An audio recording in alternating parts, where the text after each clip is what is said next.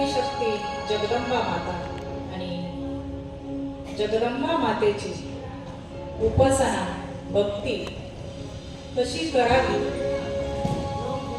हे सांगणारं पुराण म्हणजे श्रीमद देवी भागवत, तसेच अखिल कोट ब्रह्मांड नायक पांडुरंग परमात्मा, विश्व माऊली ज्ञानोपराय जगद्गुरु तत्वपराय, सर्वच साधू संत, तसेच सच्चिदानंद सद्गुरु भगवान माऊली, उपस्थित सर्वच ज्ञानी भाविक भक्त श्रोतेजन,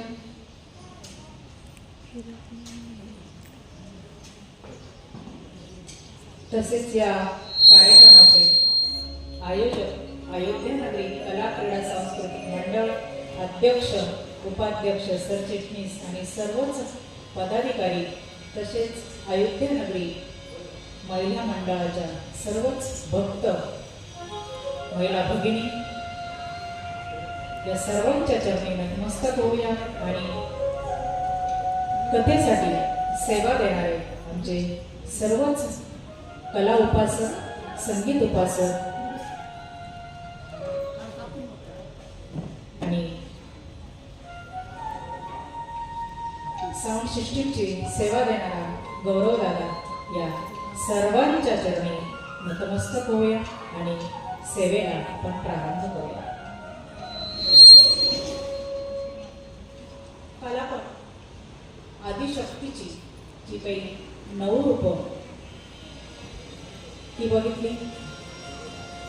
आदिशक्तीचे जे नवरात्र आहेत ते वर्षातून 4 वेळेला नवरात्र केले जातात. 4 नवरात्र साजरे केले जातात. त्यांचा महिमा तो बघितला, आदिशक्तीचा महिमा बघितला. आणि हे जे भागवत पुराण आहे, श्रीमद देवी भागवत पुराण,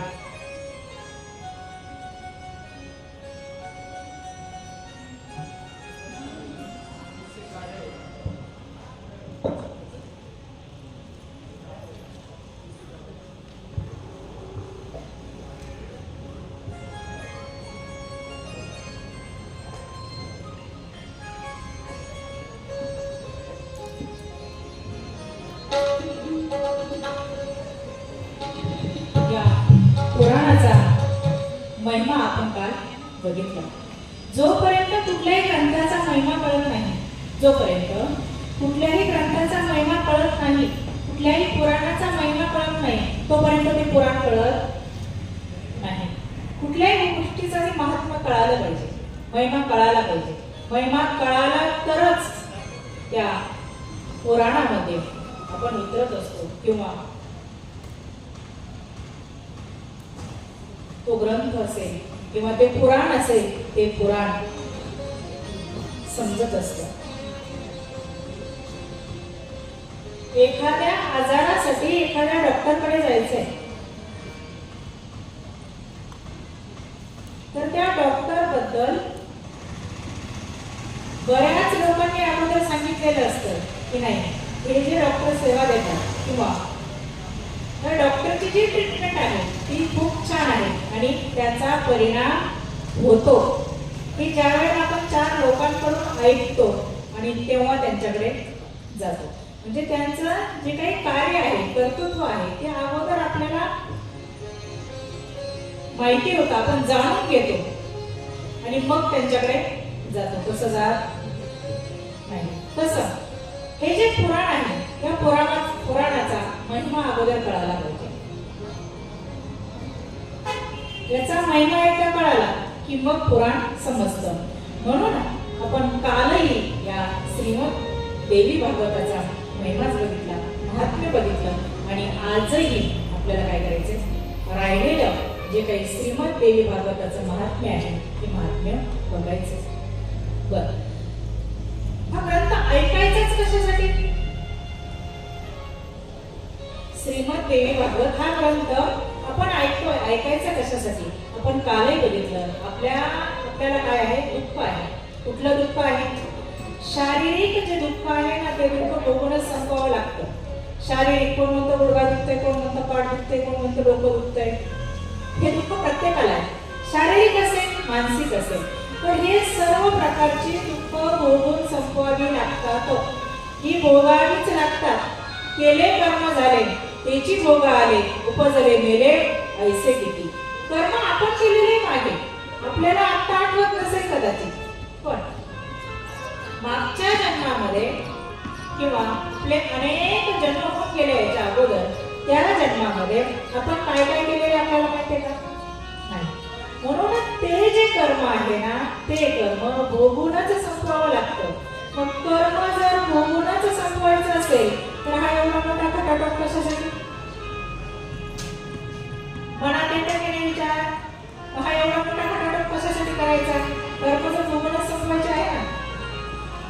तर मी काल पण सांगितलं, जन्माला येणं आणि मरणाचं दुःख फार मोठं आहे आणि जन्माला येण्याचे दुःख काय फार मोठं आहे. त्याच्यासाठी या आदिशक्तीची उपासना करायची आहे, त्याच्यासाठी या आदिशक्तीची भक्ती करायची आहे, सेवा करायची आहे. आणि त्याच्यासाठी अनमोल रत्न असा नरदेह तुम्हाला मिळालेला आहे. या नरदेहाची किंमत होऊ शकत नाही. एवढा अनमोल रत्न असा नरदेह आहे, परंतु तो आम्हाला कळाला नाही. एवढा अनमोल आहे परंतु कळाला नाही. आता इथे बसलेल्यांपैकी मोजके काही सोडले तर अर्ध आयुष्य तर संपलेले, अर्ध संपलेले. याच्या पुढे किती शिल्लक राहिलं माहितीये का? किती शिल्लक आहे हे माहिती नाही. उद्याचा दिवस आपल्या आयुष्यामध्ये आहे की नाही हे माहिती नाही. म्हणून नरदेह हा फार श्रेष्ठ सांगितला आणि नरदेहानेच भगवंताची भक्ती करता येते, सेवा करता येते. इतर योनीचे काही हा विचारूचे नाही. इतर योनीच्या ठिकाणी हा विचार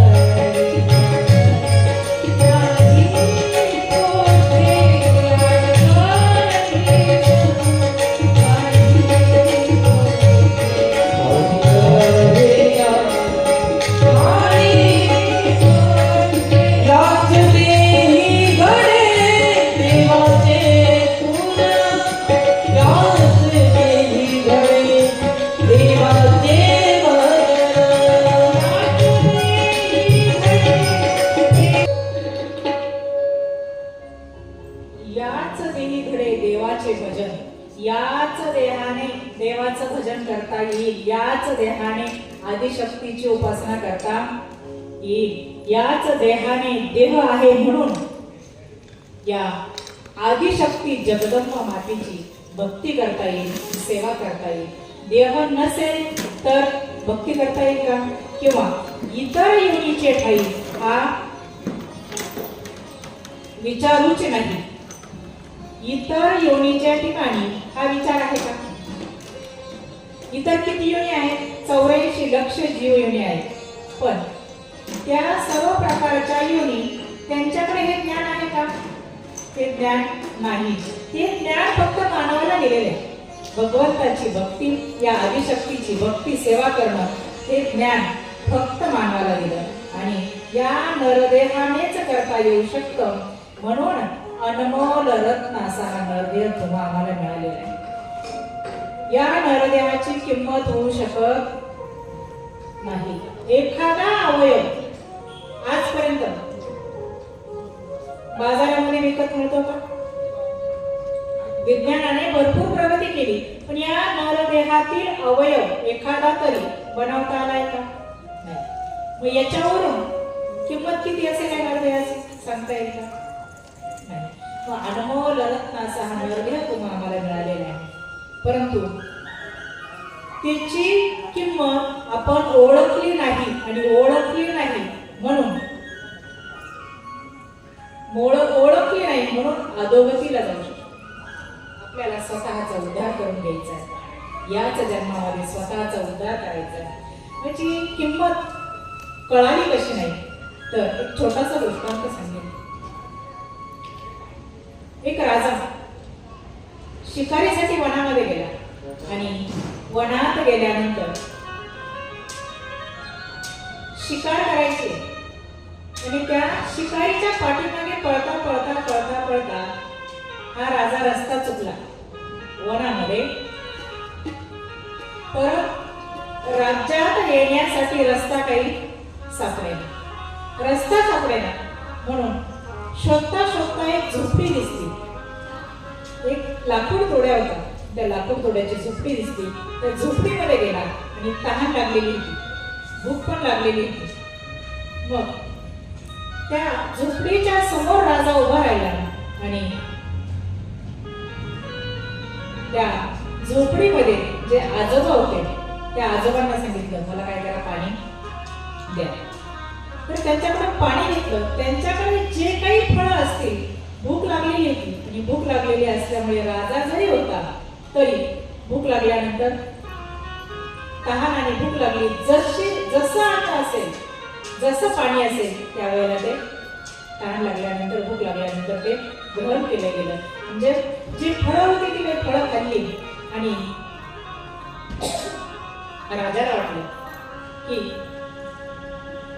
या जंगलामध्ये हा व्यक्ती इथे राहतोय, त्याच्यामुळे आज आपली तहान आणि भूक दोन्ही भागली. आपण राजा आहे, राजाजवळ सगळं काही आहे, परंतु या वनात आल्यानंतर आज तहान आणि भूक जी काही आहे ती कोणी भागवली? या वनातील जंगलातील या व्यक्तीने आपली तहान भूक भागवली.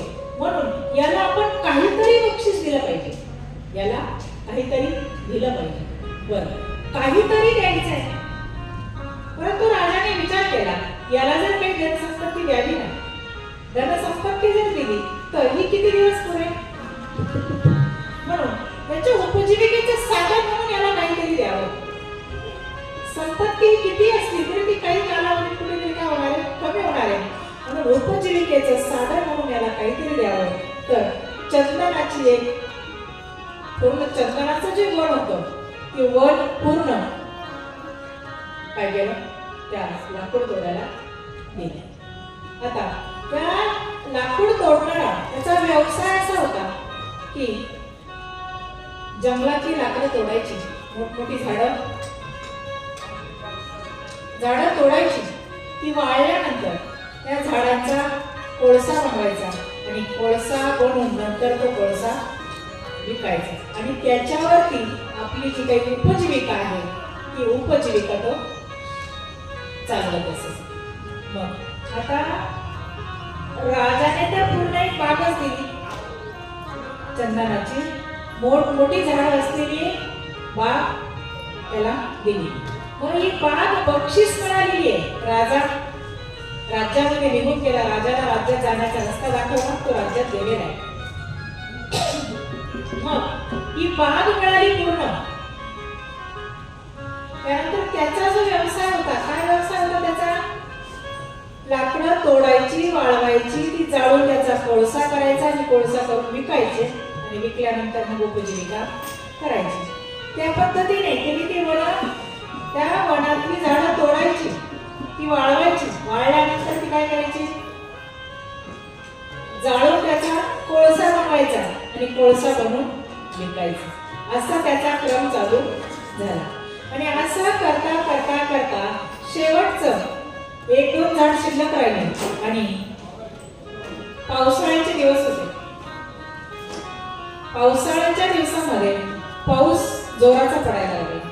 आता जोराचा पाऊस पडतोय, मग पाऊस पडत असताना ती जी ओली लाकडे ती लाकडं वाळली नाही, लाकडंही वाळली नाही आणि लाकडं वाळलीच नाही, ते त्याचा कोळसा बनवायचा आहे. कोळसाने कसा बनवणार? पाऊस तर सारखा चालू आहे, मग पाऊस चालू आहे, कोळसा बनवता येत नाही आणि पोट काही थांबत नाही. तिचं बरं पोटासाठी किती ह्या आटा आहे केवढं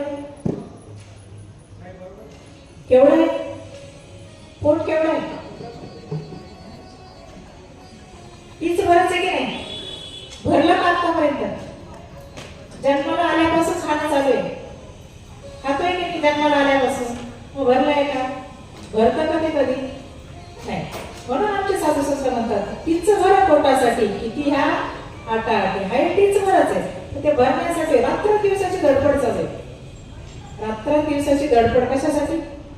तेवढ्यासाठीच चालू आहे. म्हणून पोट थांबत नाही आणि म्हणून त्या लाकूड तोड्याने काय केलं की आता कोळसा तयार करता येत नाहीये, म्हणून जे काही एक दोन लाकूड होतं शिल्लक राहिलेलं तेच लाकूड तसंच काय करू बाजारामध्ये विकूया आणि बाजारात विकल्यानंतर त्याच्यातून जो मोबदला येईल त्या मोबदल्यामध्ये आपलं उपजीविकेचं जे काही साधन आहे तर ते साधन आपण आणूया. म्हणून ती दोन लाकडं घेतली, बाजारामध्ये गेला आणि बाजारामध्ये गेल्यानंतर ती लाकडं कशाची होती? ऐकताय ना तुम्ही? ऐकताय का? हा, मग लाकडं कशाची होती? लाकडं चंदनाची होती.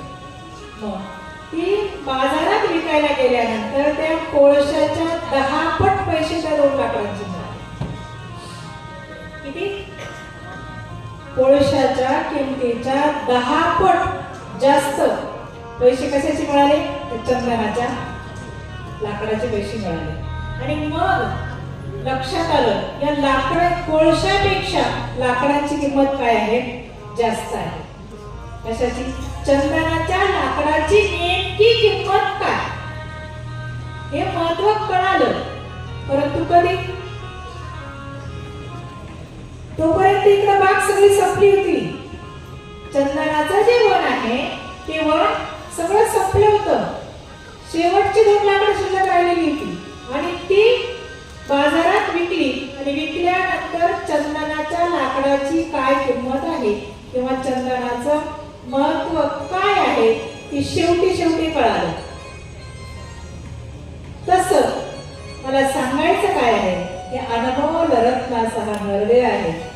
त्याचा कोळसा केला आतापर्यंत. काय केला? मान्य आहे की नाही? तिने देताना असा दिला होता का? आता 5 मिनिट आपण बसू शकत नाही मांडीवर. येतं का बसता?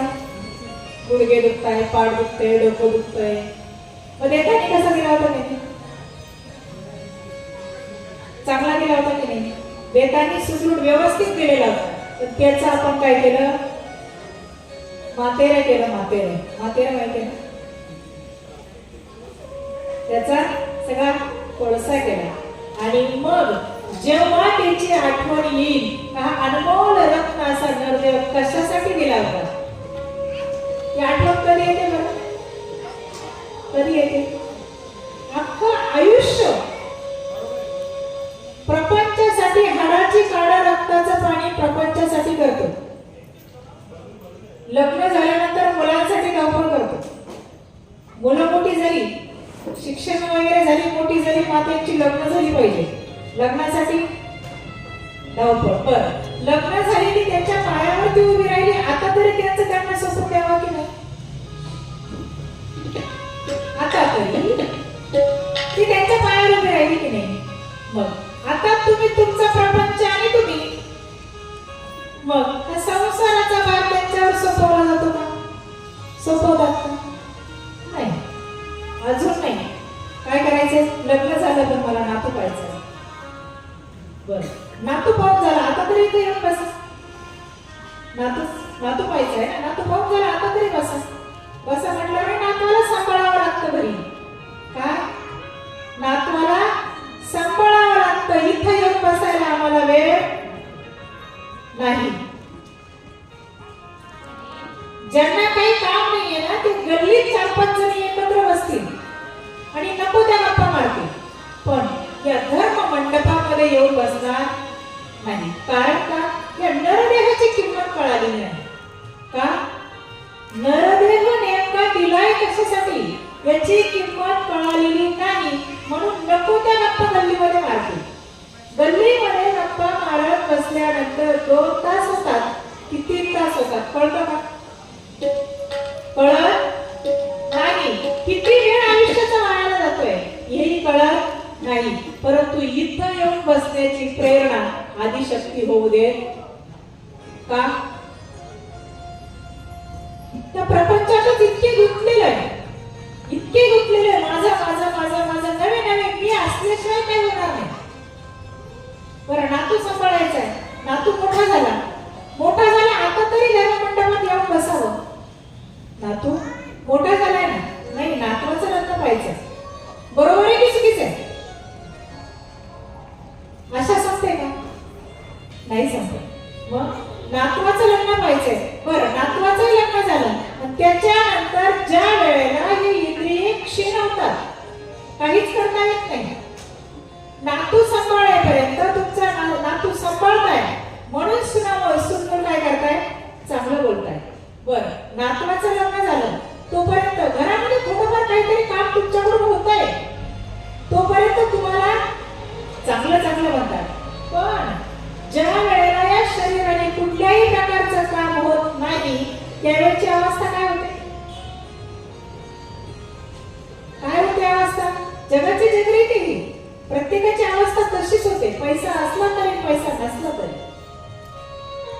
आणि मग वाटतं, त्यावेळेला वाटतं अख्खं आयुष्य प्रपंचासाठी खर्च केलं.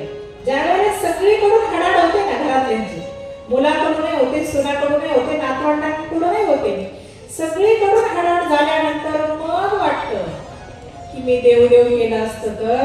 सारी जवानी में तूने किए पाप भारी, अभी बुढ़ापे में काहे प्रभु को पुकारी, अभी बुढ़ापे में काहे प्रभु को पुकारी. सारी जवानी में तूने किए पाप भारी, अभी बुढ़ापे में काहे प्रभु को पुकारी, अभी बुढ़ापे में काहे प्रभु को पुकारी.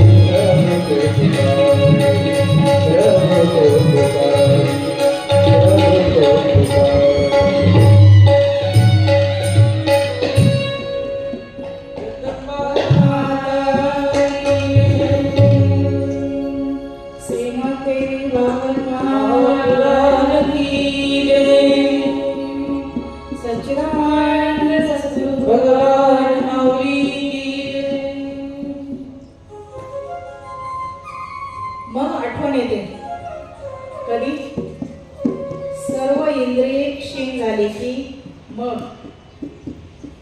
मग आता देवा तुझ्याशिवाय सोडवणारा आता कोणी नाही. पण जसं त्या लाकूड तोड्याने सगळं चंदनाचं वन काय केलं, त्याचा कोळसा केला आणि कोळसा केल्यानंतर त्याला त्याची किंमत कळाली. कशाची? त्या चंदनाच्या झाडांची किंमत कधी कळाली? सगळ्या झाडांचा जेव्हा कोळसा केला, वन संपलं आणि संपल्यानंतर मग त्याची किंमत कळाली. तसं तुम्हा आम्हाला सुद्धा जोपर्यंत सर्व इंद्रिय चांगली आहे, हा नरदेव जोपर्यंत साबूत आहे, चांगला आहे, तोपर्यंत या नरदेवाची किंमत कळत नाही. तोपर्यंत माझं माझं माझं माझं माझं माझं. परंतु ज्या वेळेला सगळीकडून हडाड होते त्यावेळेला मग म्हणतो की आता त्या भगवंताचं नामस्मरण करायचंय, त्या आदिशक्तीची उपासना करायची आहे, आदिशक्तीची भक्ती करायची आहे. परंतु या इंद्रियांमध्ये त्राण शिल्लक राहत नाही आणि त्यावेळेला भक्ती करायची म्हणून आपल्याकडून काहीही होत नाही. होईल का? शरीर थकल्यानंतर भक्ती होईल का भगवंताची? मुखामध्ये राम म्हणता येत नाही त्यावेळेला तो काय म्हणतो? लांब लांब म्हणतो. राम म्हणण्याऐवजी मुखामध्ये काय येतं? लांब लांब येतं. मग तो राम जवळ येईल का लांब जाईल? काय होईल? म्हणून वेळीच सावध व्हावं. आता तरी पुढे हाच उपदेश, नका करू नाश आयुष्याचा. इथून मागे झाला ते पाहू नका, परंतु इथून पुढे तरी काय करा? या आदिशक्ती जगदंबेची उपासना करा, या आदिशक्ती जगदंबेची पूजा करा, भक्ती करा. ही आदिशक्ती जगदंबा नेमकी कोण आहे याची ओळख करून घ्या, किंवा मी नेमकी कोण आहे याची ओळख करून घ्या. आपल्याला या मृत्यू लोकांमध्ये जन्म मिळालाय, हा जन्मच कशासाठी मिळाला हे जाणून घ्यावं. काय करायचंय? या मृत्यू लोकांमध्ये मी जन्माला आलोय, कशासाठी आलोय, इथे येऊन करायचं काय आणि जाताना घेऊन काय जायचं याची ओळख करून घ्यायची. मागे झालं ते जाऊ, परंतु इथून पुढे तरी मी कोण आहे आणि काय करायचं याची ओळख झाली पाहिजे. आणि याची ओळख ज्या वेळेला होईल ना, त्या आदिशक्ती जगदंबे मातेची ज्या वेळेला ओळख होईल ना, तर त्यावेळेला शेवटचा दिवस नक्कीच गोड झाल्याशिवाय राहणार नाही. याचसाठी केला होता अट्टहास, शेवटचा दिवस गोड व्हावा. सगळा अट्टहास तेवढ्यासाठीच आहे. हा जो सगळा अट्टहास आहे, भगवंताची भक्ती करायची, सेवा करायची, आदिशक्ती जगदंबे मातेची सेवा करायची आहे, तर तेवढ्याचसाठी का ही वारी चुकावी आणि शेवटचा दिवस गोड व्हावा याच्यासाठी. आता शौनकांनी सुतांना प्रश्न विचारलेला की हे जे श्रीमद देवी भागवत आहे, हे देवी भागवत कोणी कोणी ऐकलं? इथून मागे कोणी ऐकलंय का? हा ऐकण्याचा विधी कोणता असतो आणि हे देवी भागवत ऐकल्यानंतर फळ काय मिळतं, असे प्रश्न विचारलेले. आणि त्या प्रश्नांच्या उत्तरामध्ये आपल्याला हे पूर्ण श्रीमद देवी भागवत जे आहे ते आपल्याला बघायचं. मग पहिला प्रश्न विचारला की ही कथा कोणी कोणी ऐकली, तर त्याच्या उत्तरामध्ये सांगतात की गोपाल कृष्ण, भगवान गोपाल कृष्णाचे वडील वसुदेव, या वसुदेवांनी ऐकली, अगस्त्य मुनींनी कार्तिकेयांकडून ऐकली, सुदुर्म, सुदर्शन असे अनेक जणांनी ही श्रीमद देवी भागवत कथा आहे ना, ही कथा ऐकलेली आहे. मग पुढे त्यांनी म्हटलेले ही श्रीमद, पुढचा प्रश्न विचारलेला आहे, ही श्रीमद भागवत कथा किंवा या श्रीमद भागवत कथेचा जो काही ज्ञान यज्ञ आहे, हा ज्ञान यज्ञ किती दिवस करायचा असतो, कशा पद्धतीने करायचा असतो, तर या सूत मुनी शौनकांना सांगताय की व्यास जे जन्मेजयाला सांगत होते ना, तेच मी तुम्हाला सांगतोय.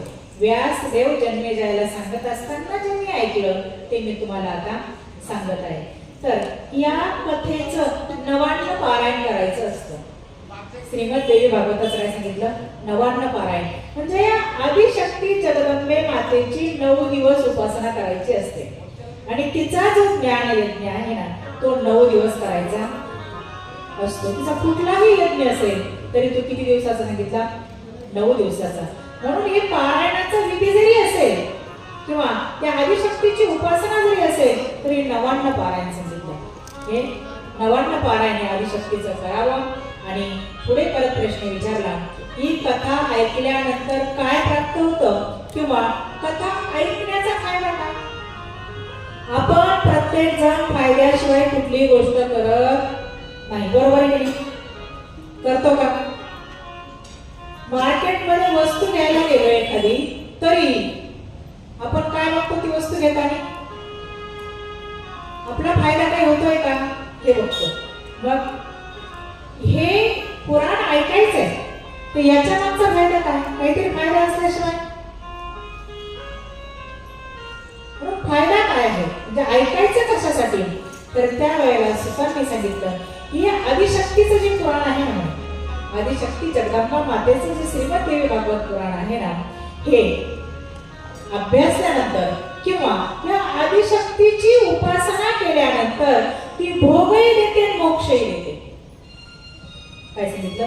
इतर पुराण जे आहेत ना ती इतर पुराण मोक्ष देतात, म्हणजे जन्म मरणाच्या वारी ही आपली चुकवतात. पण आदिशक्तीकडे तुम्ही हे भौतिक जे भोग आहे ना ते भोग जर मागितले तर ते भोगही ती देते आणि भोग देऊन मोक्ष सुद्धा ती देते. म्हणून भोग देऊन मोक्षही आदिशक्ती देत असते. तिच्याकडे तुम्ही भोगाच्या वस्तू मागितल्या तर भोगाच्या देणार आणि या निवृत्तीच्या वाटेवरती जायचे, मोक्ष पदाला जायचे. तिची भक्ती करत असताना, तिची सेवा करत असताना जर तुम्ही आम्ही मोक्ष मागितला तर ही आदिशक्ती जगदंबा माता मोक्ष सुद्धा देते. मग या अर्थाच्या ज्या काही कथा आहेत किंवा या 3 प्रश्नांची जी काही उत्तर आहे ते उत्तर म्हणजेच हे श्रीमद देवी भागवत. मग पहिला प्रश्न विचारला, ही कथा अगोदर कोणी ऐकली आहे का?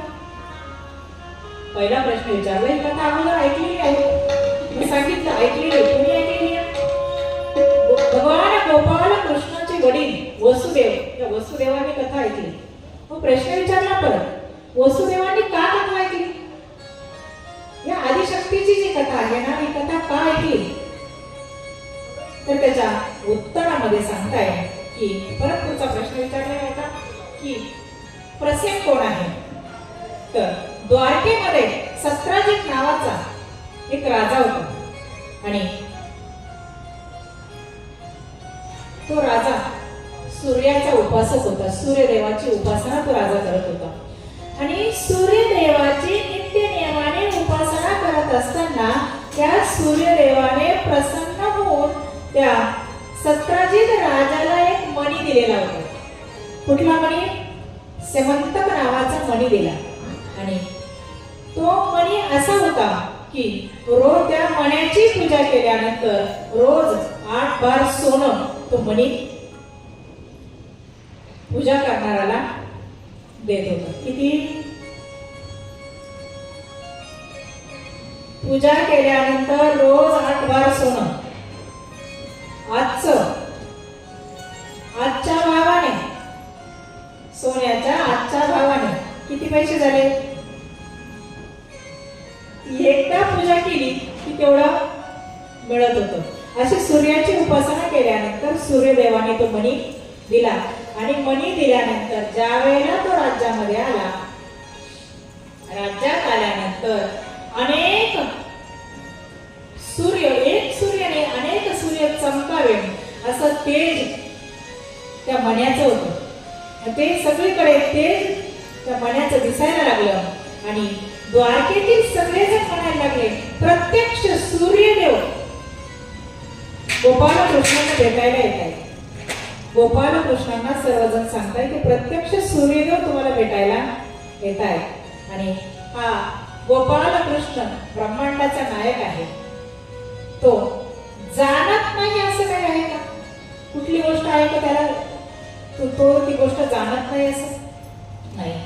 मग भगवान गोपालकृष्णाने सांगितलं सूर्यदेव नाही, हा सत्राजित नावाचा राजा आहे, त्यांनी सूर्याची उपासना केलेली आहे आणि म्हणून उपासना केल्यानंतर सूर्यदेवाने हा मणी त्याला दिलेला आहे. हा सेमंतक नावाचा मणी त्याच्याजवळ आहे. हा घरी घेऊन आला. सत्राजित घरी गेला. घरी गेल्यानंतर आमचे भगवान गोपाल कृष्ण त्याच्याकडे गेले, राजाकडे गेले आणि राजाला सांगितलं, हा जो मणी आहे ना तुझ्याकडे, हा मणी राज्याकडे उग्रसेनाकडे जमा कर. राजाकडे तू काय कर, जमा कर. आणि ज्या वेळेला तू राजाकडे जमा करशील, राजाकडे जमा केल्यानंतर त्याच्यापासून मिळणारं जे उत्पन्न आहे, त्या उत्पन्नामध्ये त्या उत्पन्नाचा सगळ्या प्रजेला उपयोग होईल. त्याचा उपभोग सर्व प्रजा घेईल. म्हणून तू काय कर, हा राजाच्या दरबारी नेऊन जमा कर. सत्राजिताने सांगितलं, मी कित्येक दिवस त्या सूर्यनारायणाची उपासना केली आणि तेव्हा कुठे हा मणी मिळाला आणि तो असं सहजासहजी द्यायचा का? देणार का आपण एखादी गोष्ट आपली कष्टाने कमवलेली आणि सहज देतो का दुसरं कोणाला? सत्राजिताने सांगितलं, एवढ्या कष्टाने एवढी सेवा केली आहे, कित्येक दिवस मला त्या सूर्यदेवाची भक्ती करावी लागली आणि तेव्हा कुठे हा मणी मिळाला, मी देणार नाही, मणी देणार नाही, दिला नाही. पण एक दिवस असं झालं, त्याचाच भाऊ, लहान भाऊ प्रसेन, त्याने काय केलं, हा मणी गळ्यामध्ये अडकवला आणि गळ्यामध्ये अडकवून तो शिकारीसाठी, बाकी अजून त्याच्या इतर सैनिकांसोबत शिकारीसाठी वनामध्ये गेला. आणि शिकारीसाठी वनामध्ये गेल्यानंतर योगायोग असा की तिथे एक सिंह आला आणि सिंहाची आणि त्यांची झटापट झाली. त्या झटापटीमध्ये प्रसेनला त्या सिंहाने काय केलं, मारलं. सिंहाने मारल्यानंतर त्याच्याकडचा जो सेमंतक नावाचा मणी होता, तो मणी सिंहाने घेतला आणि सिंह घेऊन मणी जातोय पुढे. जात असतानाच बाकीचे सैनिक जे होते त्या सैनिकांनाही मारलेले, प्रसेनलाही मारलेले आणि सिंह ज्या वेळेला मणी घेऊन पुढे जातोय तर त्यावेळेला तिकडनं जांबुवंत आले आणि जांबुवंतांनी त्या सिंहाशी युद्ध केलं आणि सिंहाशी युद्ध करून त्याच्याकडे असलेला जो मणी आहे ना, तो मणी घेतला आणि त्यांच्या गोयेमध्ये निघून गेले. इकडे दरबारामध्ये प्रसेन पण नाही आणि मणी पण नाही, मणी नाही. मग या सत्राजिताने काय केलं की सत्राजित म्हणू लागला की हा जो मणी आहे ना, हा मणी गोपालकृष्णाने मागितलेला होता. गोपालकृष्णाने मणी मागितलेला होता आणि मी दिला नाही, म्हणून यांनी काय केलं, माझ्याकडचा मणी चोरला, माझ्या भावाला मारलं. आणि हा मणी कोणी चोरला, गोपालकृष्णाने मणी चोरला. म्हणजे चोरीचा आळ कोणावरती आलाय, गोपालकृष्णावरती चोरीचा आळ आला. बरं, हा ब्रह्मांडाचा नायक आहे. याने ठरवलं की याला कितीही पटवून सांगण्याचा प्रयत्न केला, मी चोरी केलेली नाही, तो मणी मी घेतलेला नाही. कितीही सांगितलं तर हा ऐकणार आहे का, याला पटणार आहे का, पटणार नाही. कारण हा काय म्हणतो, यांनी मणी मागितला होता म्हणजे यांनीच काय केला,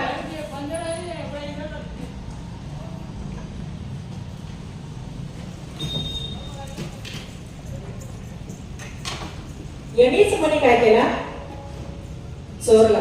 मग याला कितीही सांगण्याचा प्रयत्न केला तरी पटणार नाही. म्हणून भगवान गोपालकृष्ण स्वतः निघाले, काही सैनिक बरोबर घेतले आणि त्या मान्याच्या आणि प्रसेनच्या शोधामध्ये निघाले. शोधात गेल्यानंतर वनात गेले. वनात गेल्यानंतर प्रसेन आणि काही सैनिक मरून पडलेले दिसले. तिथे शोध केला, मणी सापडला नाही. पुढे सिंहाची पावलं होती, सिंहाच्या पावलाने पुढे गेले आणि बघितलं तर तो सिंहही मरून पडलेला होता. त्याच्या पुढे अस्वलाची पावलांची चिन्ह होती. त्या चिन्ह जशी जशी उमटलेली होती त्या पद्धतीने भगवान गोपालकृष्ण आणि काही सैनिक बरोबर होते, ते त्या चिन्हांचा मागोवा घेत घेत पुढे गेले आणि पुढे गेल्यानंतर एक गुहा लागली. त्या गुहेमध्ये ती पावलं संपली आणि संपल्यानंतर गोपालकृष्णांनी या बाकीच्या सैनिकांना सांगितलं, तुम्ही इथेच थांबा आणि मी आतमध्ये जाऊन बघतो, जो मणी आहे तो मणी कोणी नेलेला आहे की काय आतमध्येच कोणीतरी घेऊन गेलेले आहे. म्हणून गोपालकृष्ण त्या गुहेमध्ये गेले आणि सैनिकांना बाहेरच थांबायला लावलं.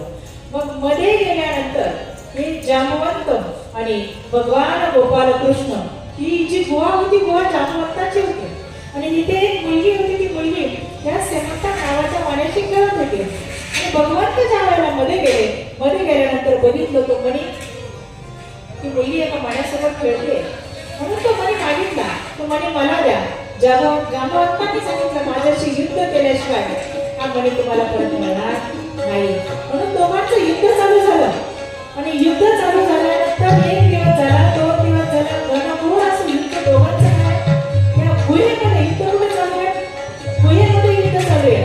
मग युद्ध 1 दिवस झाला 2 दिवस झाला 3 दिवस झाला युद्ध संपत नाहीये आणि गुहेतून गोपालकृष्ण पण बाहेर येत नाहीये. हे 2-3 दिवस या सैनिकांनी वाट बघितली आणि वाट बघितल्यानंतर सैनिक परत कुठे गेले मग द्वारकेमध्ये गेले आणि द्वारकेमध्ये गेल्यानंतर सगळी हकीकत कोणाला सांगितली वसुदेवांना सांगितली आणि वसुदेवांना सांगितल्यानंतर वसुदेव चिंतेमध्ये पडले की 2-3 दिवस झाले भगवान गोपालकृष्ण त्या गुहेमध्ये गेलेले आणि तिथून परतच येत नाही. काय झालं माहित नाही. मध्ये कोणाला येऊ नका सांगितलेले. मग काय झालं माहित नाही. काय झालं असेल माझ्या मुलाचं म्हणून ते चिंता करतात आणि चिंता करत असतानाच तिथे नारद मुनींचं भजन करत करत आगमन झालेले.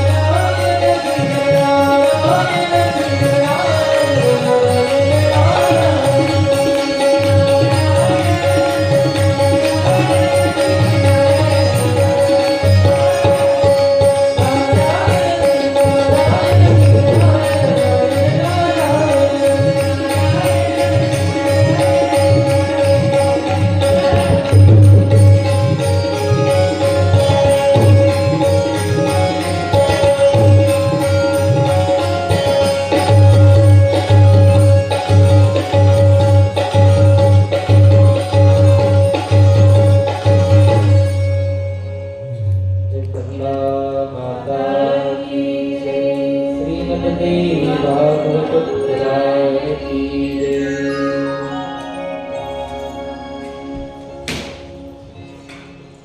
नारदजींचं आगमन झालेलं आहे आणि आगमन झाल्यानंतर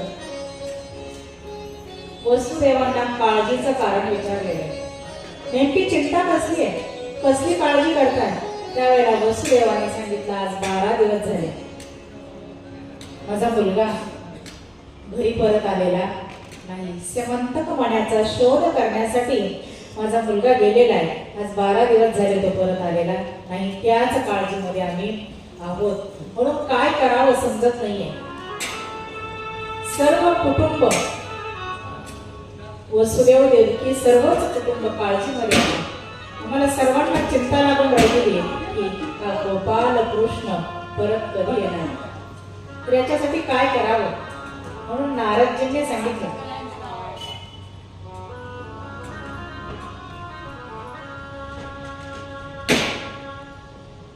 नारदजींनी सांगितलं की भगवान गोपाल कृष्ण सुखरूप परत घरी यावे असं जर वाटत असेल ना, तर तुम्ही काय करा म्हणे, तर या जगदंबा मातेची आराधना करा.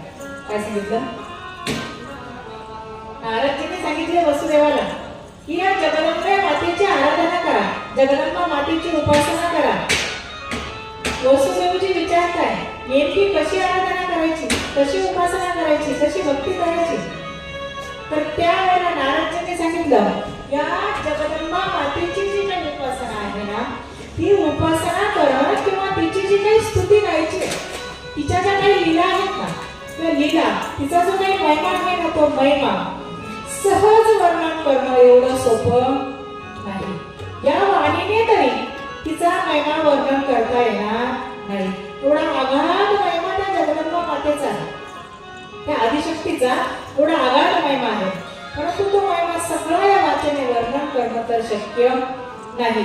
परंतु आपल्या परीने जेवढा महिमा वर्णन करता येईल त्या पद्धतीने मी त्या आदिशक्तीचा महिमा वर्णन करू शकतो, गाऊ शकतो. तर त्याच्यासाठी तुम्ही काय करा, तर त्या आदिशक्तीचा 9 दिवसाचा यज्ञ करा. काय सांगितलं? 9 दिवसाचा आदिशक्तीचा यज्ञ करा. आणि 9 दिवसाचा यज्ञ केल्यानंतर या आदिशक्तीचं नवान्न पारायण करा. 9 दिवस त्या आदिशक्तीचं जे काही श्रीमद देवी भागवत आहे, त्या भागवताचं 9 दिवस तुम्ही काय करा, पारायण करा. आणि पारायण करत असताना तिचा जो महिमा आहे, तो महिमा काय करायचा आहे, आदिशक्तीचा गायचा आहे. मग हे सांगितल्यानंतर वसुदेवजी म्हणताय की हा आदिशक्तीचं पारायण करायचं, करणार कोण, आम्हाला त्याचा महिमा सांगणार कोण, ऐकायचंय, महिमा ऐकायचा आहे ना, ऐकायचंय तर मी सांगणार कोण, महिमा जो आहे तो.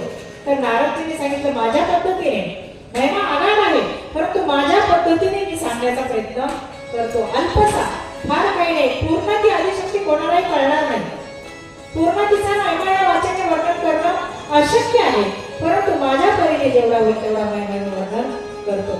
आणि म्हणून या आदिशक्तीची उपासना करण्यासाठी, या आदिशक्तीचा हा सोहळा करण्यासाठी सुरुवात केलेली आहे. नवान्न पारायण 9 दिवसाचा यज्ञ आरंभलेला आहे, यज्ञ चालू केलेला आहे. आणि यज्ञ चालू केल्यानंतर या यज्ञामध्ये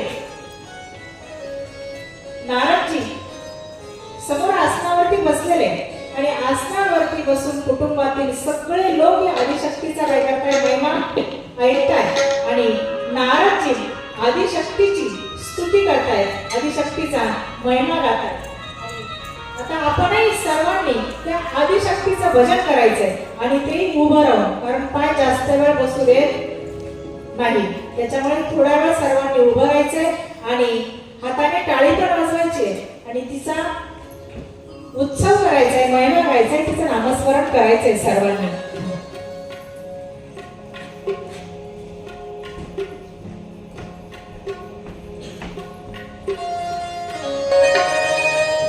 कंकिणा